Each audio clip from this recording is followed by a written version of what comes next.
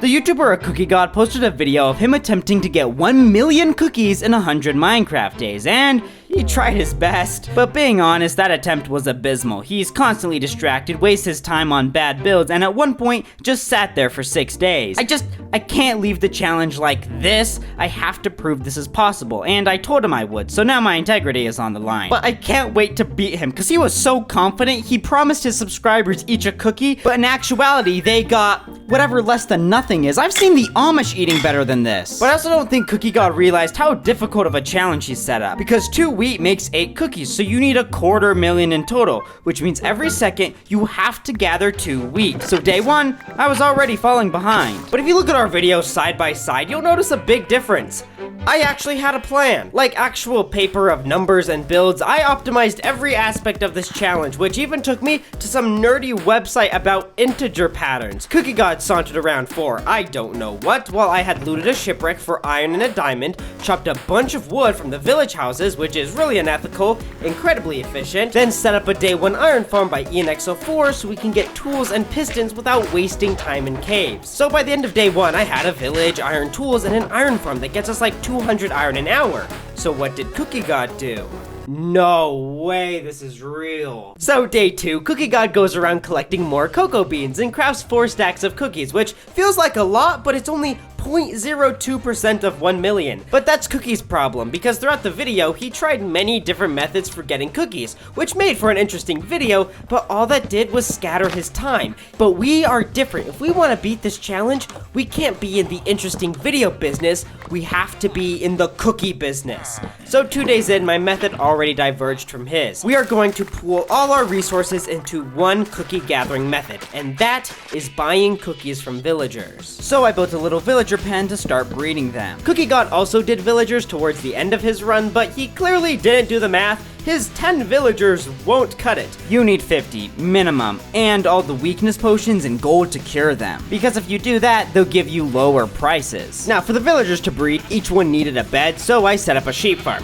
For the sheep, the best way to... No. I am not going to optimize a sheep farm. But they have a 1 in 1,000 chance every other tick to regrow their wool. No, it's just a sheep pen. Shearing all of them every 2 minutes would be the most efficient. Gosh, dang it! Day 3, as I was running back home from a failed slime gathering attempt in the mangrove swamp, I stopped by a jungle temple. At first, I wasn't a huge fan of using this road seed, but this temple changed my mind. Not because of the 3 diamonds inside, but because of the redstone components I could steal. I needed those because I planned on building a massive 50,000 emerald an hour farm by day 10. That's also what the slime is for, and yes, that is gunshots you're hearing. I forgot to turn off my gun texture pack, but not even a gunshot wound could stop my love of harvesting balls. CookieGod actually got slime for a build as well later in the video, which just shows our different mindset because he took 3 days to gather way more slime than he needed. He even acknowledged it. I have 57 slime already. Well, that's more than enough. Why? Like, why do that? It's a blatant waste of time. Like, you're collecting cookies, not slime. But since we're here, let's just grind some more balls. Hey, he stole my balls, Joe. Day 4, as CookieGod was leaving the mines, I was heading into them. The only thing I needed was 128 redstone, but my luck was terrible because instead of redstone, I was getting diamonds. Diamonds! I don't need these. I need redstone. Why? Day 5, I gathered some more of the problematic materials. These are ones that need to be planned for, like bamboo, or only collected a certain time, like string. It can only be collected at night, and we need 21. Desperate measures were taken. Day 6, I was already in the nether, but only to collect quartz. And yes, the piglins do have shotguns. After removing all the materials for the farm over, I started construction. The designer ENX04 said it would take about 30 minutes to build, but the comments, they had a tougher time. So I spent a few hours to practice building the farm 2 times. Well, it was supposed to be 3, but I got bored. Still though, my 2 practices didn't stop me in the actual build, killing a villager. Oh no! Oh, the floor fell out underneath it. To start the emerald farm, I needed a bad omen, but the nearest pillager outpost was 1,500 blocks away. Which, you know, I handpicked this seed. I made sure I had everything nearby, but nope, the pillager outpost should be a mile out. Now to run the farm, ENX04 recommends a sharpness 5, looting 3, sweeping edge 3 sword, because without it, these Vex guys could escape, which makes the farm dangerous. But Ian never says it's required, just risky. You thinking what I'm thinking? Come on, let's save some time. So I entered with my regular diamond sword. Nothing showed up after the second round, probably because I was too weak to kill the witches. So day 15, I explored for sugarcane to craft enchantment books, which coincidentally, CookieGod was doing the exact same thing, but my method was much better and efficient because I'm just cooler than him. At this point, I was worried because I'm 5 days behind and trying to buy a niche enchantment like looting 3 from a villager could take all day. Oh, never mind, got it third try. Then I got Sweeping Edge 2 minutes later. I have no better explanation than I'm the main character. Then Silk Touch, which I declined at first, but realized there's a much better way to get gold with Silk Touch, so I kept the trade. Well, until I dunked them in lava. I grew bamboo to turn into sticks, which I sold to the villagers to buy the looting and sharpness books. Guys, I needed 2 Sweeping 3 books. This is incredibly important to this challenge. Frick, now I gotta get more emeralds. With my new sword, I was finally able to commit some mass genocide. Don't worry, it's all for profits. Well, until the farm randomly stopped. I'll burn that bridge when we get there because that got me enough emeralds to buy our first cookies. It was nice to have points on the board, especially because day 20, I was behind CookieGod. But one thing you should know is that on day 17, his world corrupted. When he recovered it, he lost his inventory, so he had to cheat it back in. I don't bring that up to call him out. It's a common problem. I would have done the same thing, but I bring it up because after I bought the cookies, the exact same thing happened to me. But after fixing it... Okay, here we go. Oh my gosh! Wait, what? Oh, my inventory is here. I guess that means that we're not cheaters and a CookieGod is a lying loser. Wow, that is like I'm paranoid now.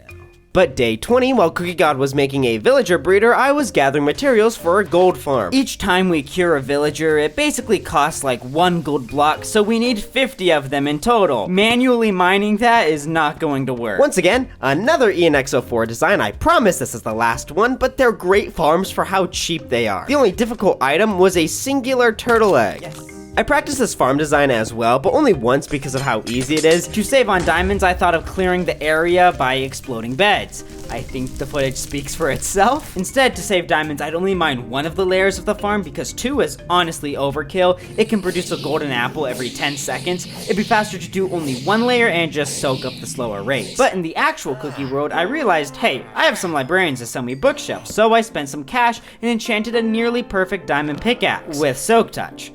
Never forget.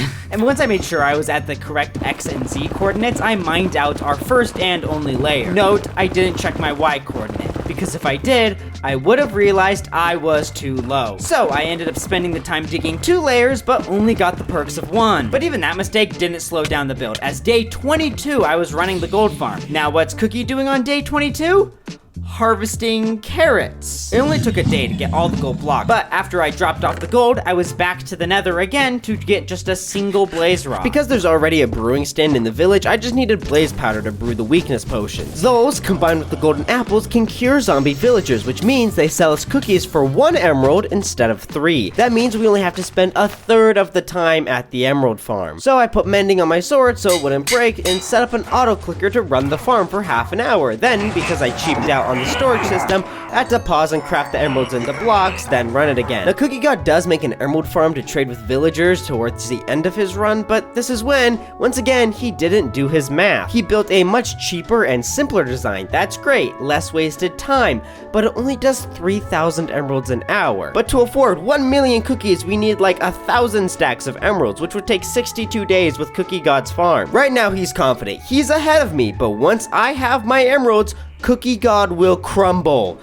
Like a cookie that falls apart easily. Dang you, incorrectly measured flour. 6 days passed, and as I exited the farm on day 33, CookieGod committed his greatest sin, which was what pushed me to make this video in the first place. Because CookieGod built a villager breeding chamber, fed them, then just sat there for 2 days. In a challenge where you have limited time, why do this? He didn't have to sit there, just like please do something. Harvesting wheat would have been a better activity. But wait for it, he came back, used the villagers for an iron farm, then sat there for another 6 days for 100 iron. So no matter what I do in the next 6 days, it will be more progress than CookieGod. But with the new surge in the economy, I officially entered part 2 of the plan, late stage capitalism. What I had to do was get 50 villagers and turn them to zombie villagers and cure them. So instead of 18 cookies for 3 emeralds, they would sell 18 for 1. And I just had to make sure these prices didn't go up no matter what, because if they went up even to just 2 emeralds for cookies,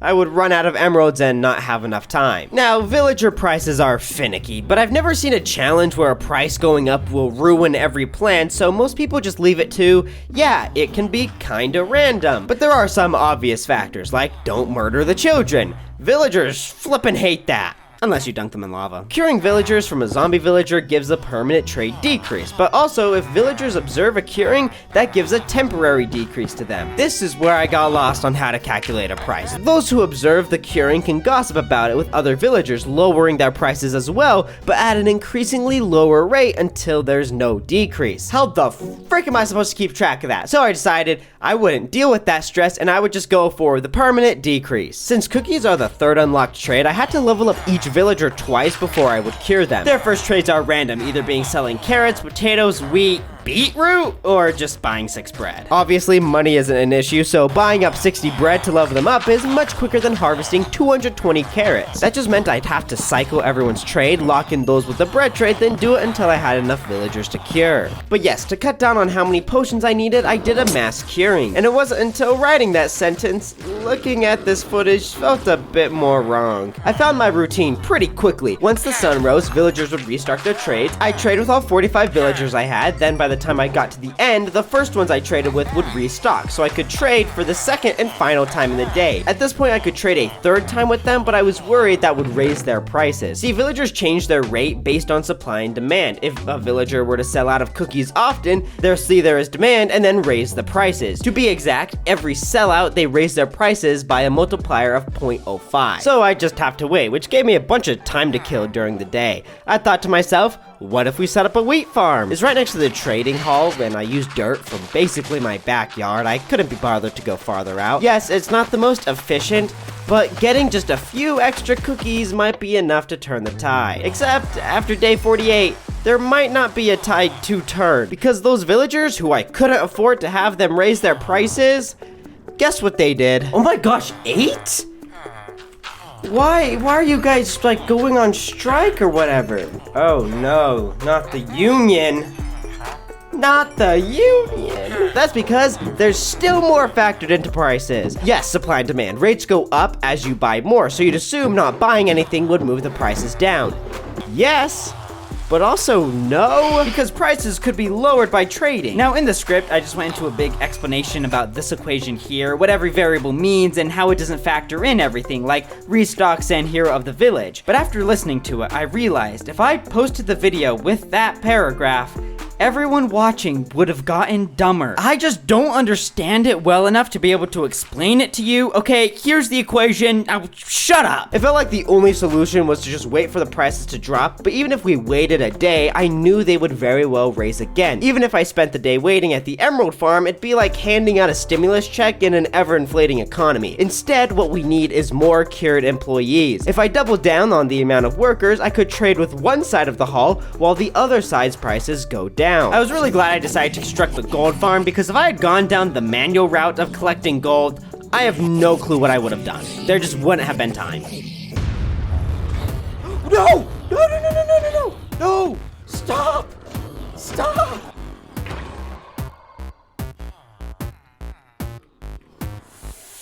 Gosh dang it! You hope nothing goes wrong, but when all your newly cured villagers escape back in and mix with the others, you have to solve that on the fly. Also, storing the cookies has become a big issue. Technically, I could just throw them out and go off the statistics, but CookieGod stored them all, so it only felt fair. You might notice those slabs on top, which marked a full barrel, because it was a huge time sink just going through all the barrels trying to find an empty one. That is a good problem though, because on day 60, we were well past 250,000 cookies, especially thanks to that villager all the way in the back. No matter how many times I traded with it, even 3 times a day, they never raised their prices. Here, take a free cookie. on the house. Then since I ran out of gold a second time, I spent my evenings manually harvesting the cookie ingredients. It wasn't until day 64, I myself personally, not my villagers, crafted my own cookies. I truly am like a CEO. I do have to give props to CookieGod though. On day 24, he built the cocoa bean farm design that, once they were fully grown, a piston would push logs, breaking the beans all at once. Now I thought it would be more efficient to break them with a Fortune 3 axe manually so the amount of drops per crop would be higher, but turns out I was wrong. Fortune doesn't work on cocoa beans, so he had the better plan. CookieGod 1, yeah, Jaron 99. Day 72, we hit 600,000 cookies. That was a pretty big jump. These villagers are doing a great job. But I'm sorry, there are so many villagers to trade with, I have to remove your bed so I can trade with you at night. But look at the barrels, they're stacking higher and higher. Day 76, 2 of my villagers just disappeared. I bet the other villagers are pretty jealous of them. Now here's a story I doubt you expected to hear. As I was recording this video, I actually met CookieGod in person. So I'm at VidCon, and at the hotel we randomly cross paths. I don't know what he looks like, but my friend introduces me to him, and before you ask, sadly he's not actually a god. But the first thing he does is apologize for stealing one of my video ideas from a year ago. I freaking knew it, that son of a... Then he knows I'm working on this video, so I ask him why he just sat there AFK for a few days, and he responds, oh yeah, I was just getting bored. I say, yeah, grinding for cookies is pretty boring, but in my head, I'm like, huh, bored? That'll never happen to me. I'm better, I'm stronger, I'm gonna crush this challenge. I won't get bored. Day 80? CookieGod 2, yeah, Jaron 98. So to keep myself busy, I built a massive cookie in the sky. It wasn't too hard since I had 750,000 of them to use as reference. But come on, 1 cookie in the sky for a video about getting 1 million? It wasn't enough. 2 cookies in the sky. Then 3. 4. A zombie broke into the villager chambers and killed some of them. 6 cookies in the sky! Just a simple change like that made trading for cookies all a bit more fun. It's the first nice thing I've built in this video. So 8 cookies in the sky! What is he doing up there? But CookieGod's final days were a bit more scattered. As he realized his inevitable doom, he tried to grind out as many cookies as he could in a well-edited montage. But CookieGod, that isn't going to save you. As we know, he ends with 107,032. But us?